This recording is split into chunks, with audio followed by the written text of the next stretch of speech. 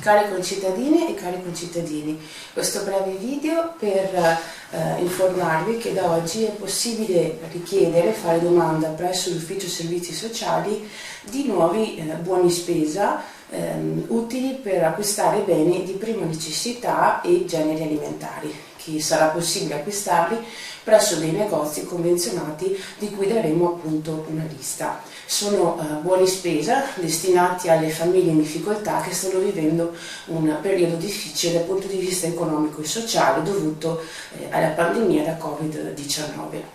Grazie a un contributo infatti della Fondazione Cariparo abbiamo la possibilità di erogare circa 10.000 euro in buoni spesa alle famiglie in difficoltà.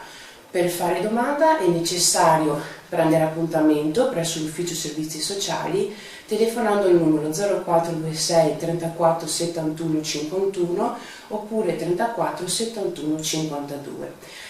Si prenderà appunto appuntamento presso l'Ufficio Servizi Sociali e si dovranno portare con sé alcuna documentazione che ora vi spiego. Dovrete portare con voi buste paga di tutti i componenti del nucleo familiare da agosto 2019 a luglio 2020, l'eventuale contratto di affitto della casa oppure la rata del mutuo e i capitali residuo.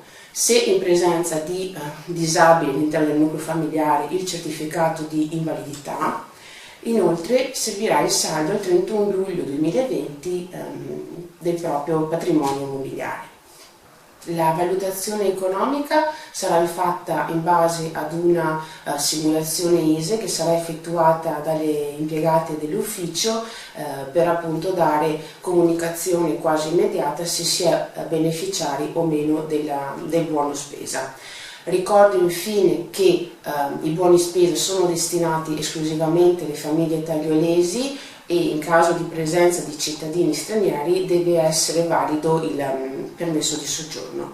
Infine ricordo che l'erogazione di tali buoni spesa, che sarà effettuata in tagli da 10 euro, saranno erogati sino ad esaurimento del fondo. L'Ufficio Servizi Sociali è aperto al pubblico il martedì, giovedì e venerdì dalle 9 alle 12 oppure telefonicamente si può prendere appuntamento anche per gli altri giorni.